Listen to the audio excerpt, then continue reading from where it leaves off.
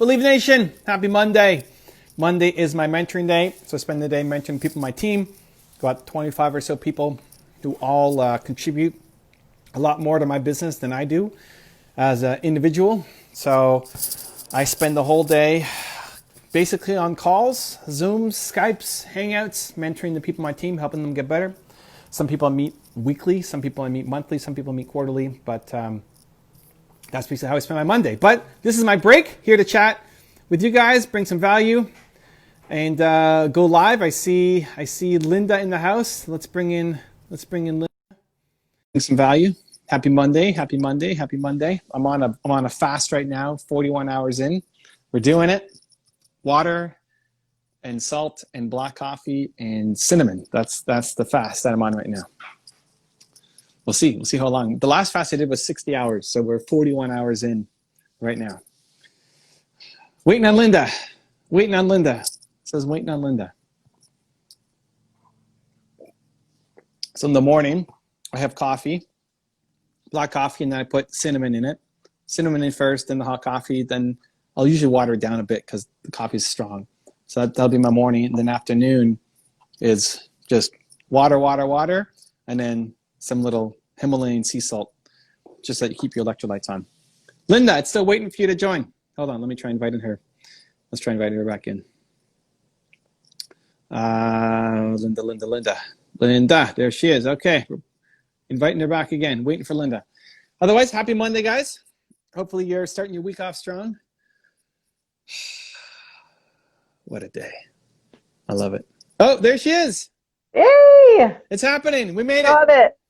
I'm so excited. I love it. My first live anything. Your first live anything. All right. Yeah. This is it. Where are you from? Where's home for you?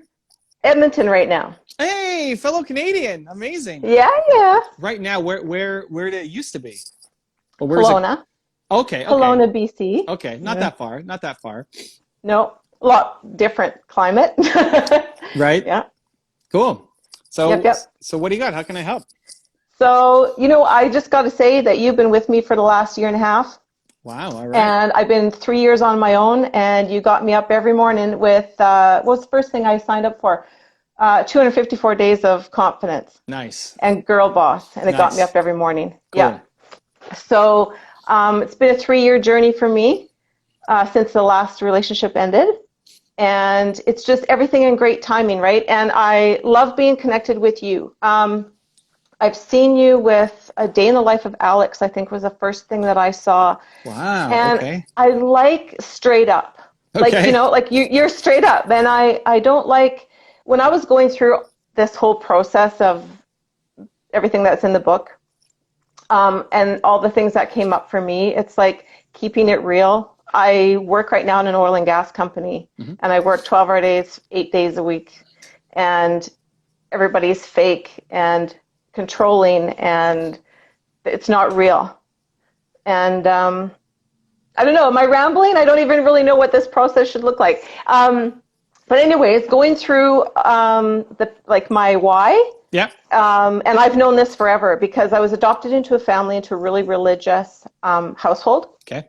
And so when I was brought up, it was that you are worthless and powerless, and you just be quiet, and you are there to be seen and not heard, and everybody else is more important than you.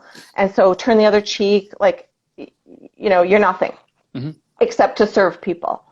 So then getting into my teenage, don't get me wrong, I love my mom and dad now. They're both been gone 15, 20 years. They've been dead. Worked through all that. It's great. But this is, it's who we are, right? So we all come from our childhood stuff. So I want to help women. The first thing that I did was I found a program through Melanie Tony Evans. It's a narcissistic abuse recovery program. And it's like energy release, and I worked it, and I was committed to it for solid for the first 6 months, and then as needed, and devoted myself to personal and spiritual growth and go. And so my why is, I'm going to focus on women, but really I want everyone to know who they are. I think it's just so important to know who they are.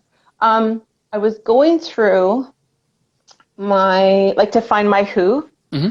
I need some help on this because I found truth, belong, and matter came out for me as the most, because I believe that knowing the truth of who you are, knowing that you belong, and that you matter just because you exist. So that's kind of like my credo. Yeah. But I can't find my one word. I can't find my one who, and I don't. Great. So here's the process. So there's two ways. Now that you found out those three, you think, are they all equal to each other, or could one be the parent of the other? So they're all important, but are they all of equal importance, and does one fit under the other? Like, is belonging a part of mattering, or mattering a part of belonging? Right. Probably. I had other words. I had a lot because I have a hard time making decisions. So freedom was a big one for me also. Okay, and then so the other option is either the three are, if they're siblings, so meaning they're all equal, then what's the parent above them? Like, do they all fall under freedom, for example? Like, freedom equals belonging, equals mattering, equals truth. Maybe. Well, that's the work. I mean, I can fit. That's the work. I got to fit. I got to sit with freedom, and I got to sit with heart, because it all comes down to how much I care about everybody.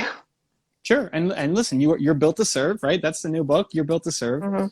How do you serve, and whom do you serve will be different for everybody. But in that process of figuring out your who, I can't tell you what it is. This is a self-reflective exercise, but I can walk you through that process of, you have these three things. And so it's very common that people come with multiple. The next step is either, again, one of those is more important. Like, could you pick one as more important than the other two on your list of three? Like, out of those three? Matter. Okay, so mattering is more important than the other. The other two are still important, just not as important. Now, could they fit under mattering? Could truth and belonging be like, if you say, what does it mean to matter? Well, to matter, you have to be truthful, and to matter, you have to create belonging. Oops, sorry. Yeah. So are those children of mattering? Like, how would you define mattering? What makes up mattering for you? Mattering. Well, because matter.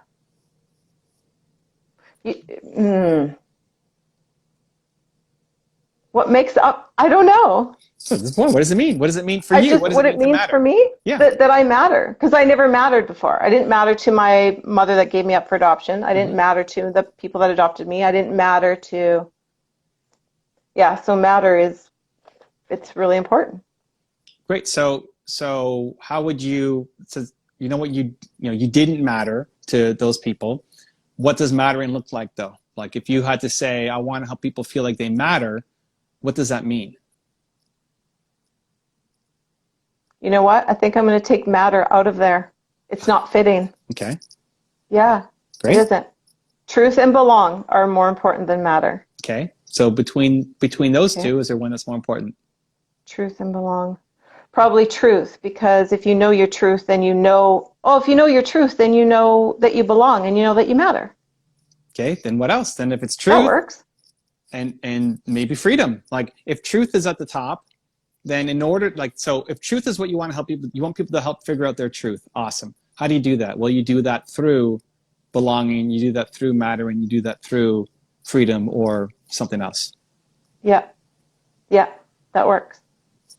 Great. So then truth works. Sit with it, sleep on it, and it's either going to feel more and more right or more wrong. And just like we do with matter, you say, yeah, matter is number one. And then 18 seconds later, no, I'm taking it out. Okay. It'll, as you sit with it more, it should feel more and more right. Okay. So as you sit with truth more, it should feel more and more like the thing, like your truth, or no, it's not. I like truth. It's there, but it's not the thing.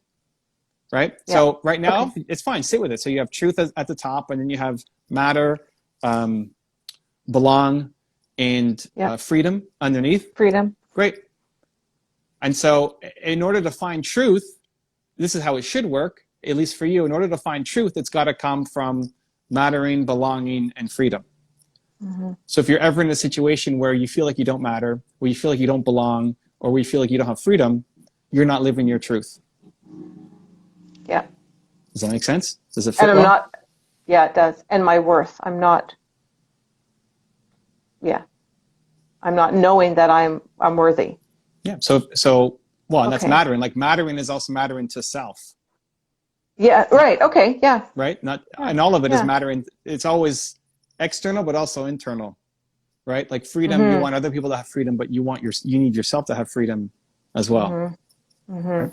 So the point of that exercise and why it's powerful is if you look back on any experience in your life where you were unhappy, Mm-hmm. it's got to flow through truth.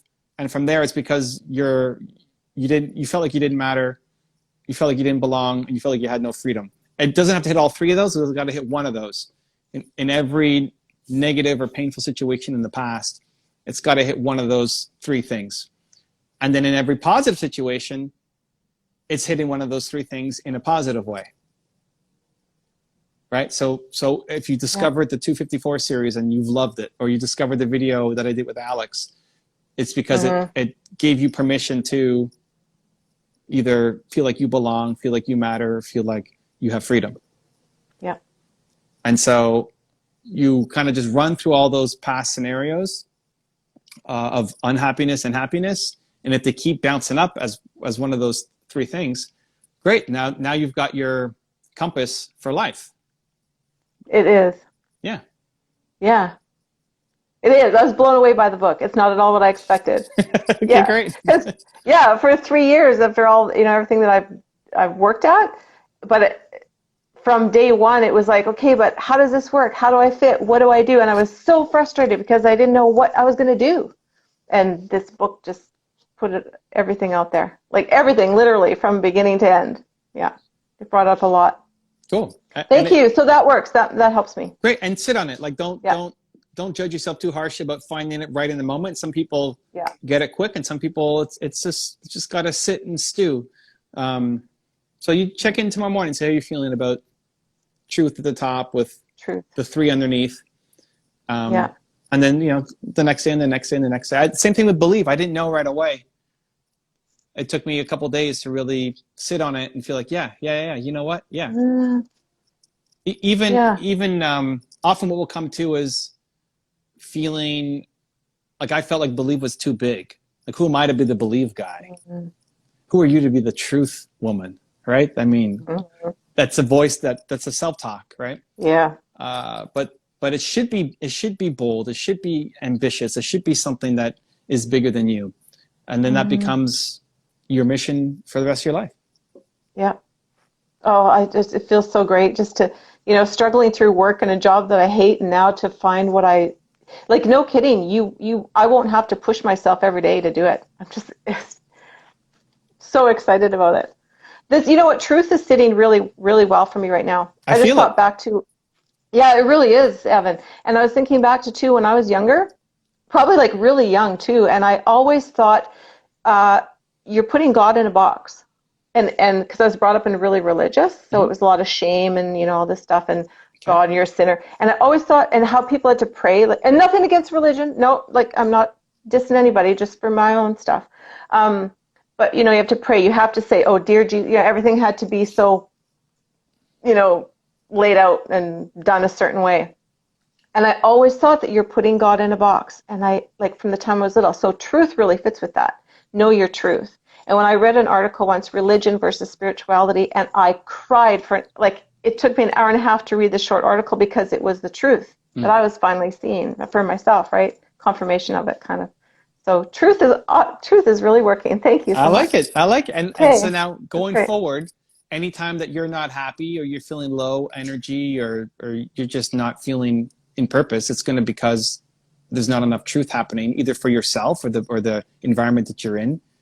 And then to add more bones to it, like, what does that mean? How do I get more clarity? It's going to funnel through one of those three things.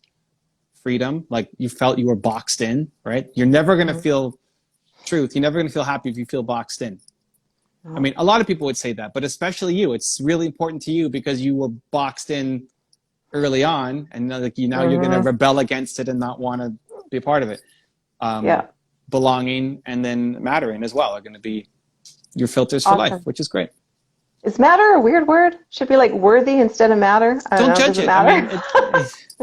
I wouldn't judge it. I mean, it's not the end of the world if in a week you want to adjust and change as you go on this journey. But if matter, it's less about how other people see you and more about the words that have a connection and meaning to you. If you feel like mattering is important, then remember it's always mattering to self first. Like whatever words you pick, it's always self first and then also towards others. So you need to matter to yourself. You need to feel like today matters. Like the work you did or the energy you're expending today matters to you. Yeah. And then did I matter to somebody else? Did I matter to my colleagues or my audience or my family or, whoever else? But people often skip the self part and just think, oh, matter to others. No. Matter to self first. Like I need to believe in myself first. It's always the first battle before worrying about believing in somebody else. Yeah, which is so backwards for so many people. Like even other groups that I'm in, and there's just women, like every day, hundreds of them, and they're all like, well, I dated this guy 10 years ago and he cheated on me, but now he wants to get back together. And like, what do you think? What do you think? If you knew yourself and you loved yourself and you wouldn't even question that. Like and it's everywhere, and it's really everywhere. Well, this is where, like, if you're going to go on a mission now to help people find their truth, even just helping people discover what their who is can give them clarity and power to fix a situation. Like somebody is going to go, here's the thing. Like if somebody says, well, that person cheated on me 10 years ago and now wants to come back together, maybe their who is loyalty. And this is why they're so conflicted, because they value loyalty and they feel like they're being disloyal by not going back to that person.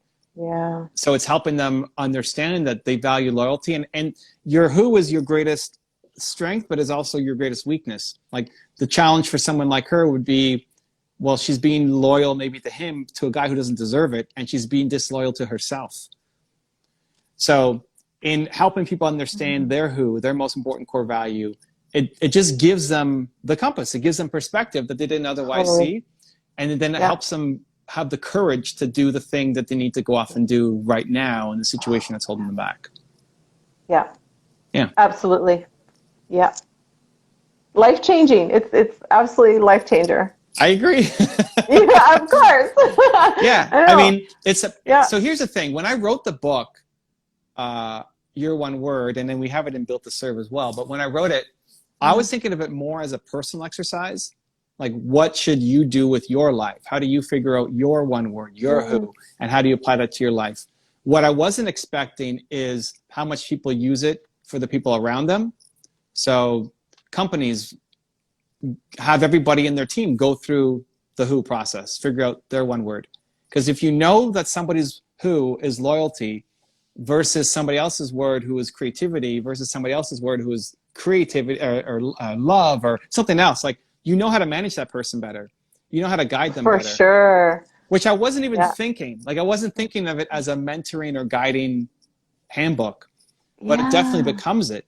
So if that woman comes to me and says, hey, I'm thinking of getting back together with my ex-boyfriend from 10 years who cheated on me, I need to know what operating system she's running at. Because if I'm running it through believe, maybe her one word isn't believe. And so it doesn't matter what I would do. I need to understand what she should do. And so if her one word, if her word is loyalty versus her word is trust versus her word is something else, you know how to push to get the best result for her, not for you and what you would do. Yeah. It's like the 5 love languages times 1,000. Yeah. Well, it's what it is. Really? It's like, it's and all those Myers-Briggs and blah, blah, blah. Yeah. It's exactly it. Just instead of boxing people in, it's a little more work because you have to do, it'd be great to say, you're a INFJ or whatever. These little boxes, which are convenient. Just fill out this survey and you've got your results. versus now you got to do a little bit more work. Like, let's just figure out what your yeah. values are. But once you figure it out, it's for life. Like, you're going to, when you're 95 years old, you're not going to not care about truth anymore. Yeah. You're still going to be important to you. Belief is still going to, if anything, it's just going to be more important. For as you sure. gain more confidence, more experience, more wisdom in it. Yeah. That was what I was searching for so long, and it's all in there, Evan. Love it. Thank you. Thank you. Thank you. I'm so excited. Awesome. Well, what else? We got a couple more minutes left. What else do you got? We got a couple minutes? Okay, hang on. I got my questions on my OneNote. I've got my name for Instagram and Twitter, and already had Facebook. I was anti-Facebook, anti-everything for years. My oldest daughter kept trying to convince me to get it. Okay. So I just did my name, Linda Nodland, and Nodland has always been such a hard word. It's my adopted family's name. My birth name is Nordstrom. And I know that in the book too, I think you talked about how the name really doesn't even matter. Mm-hmm. But does it? I mean, like, I don't know. Like, I sometimes think I should just do Linda Jane instead of Linda Nodland. Like, does it matter? Okay, so here's, I don't know why I'm thinking this for you, but one, it doesn't matter. So, Gary Vaynerchuk, you don't know how to spell Vaynerchuk until you figure it out. Xerox, the founder of Xerox, wanted to make his company, like, Xerox is Xerox, right? He wanted to make it so difficult that people didn't know what it was, but once you learned it, you never forgot it. Once you know how to spell Xerox, you don't forget how to spell Xerox. So I wouldn't worry so much about the name. What I would do, though, is try to make a decision based out of boldness instead of scarcity. You're worried that people won't remember the name and that it's too hard to pronounce and that they won't know how to type it and spell it, which is all scarcity limited kind of thinking, as opposed to, if I was going to change my name to your original name, like Nordstrom, it'd be because I'm making a bold decision to say, I don't connect with my adopted family and how they raised me. And so I'm embracing my truth, and I'm a Nordstrom. I'm a Nordstrom. I'm not that other name, right? I'm a Nordstrom. Yeah. Yeah. That's a bold, courageous move, right? Or if you're going to say Linda Jane, again, it's a bold move to say, I'm choosing my life.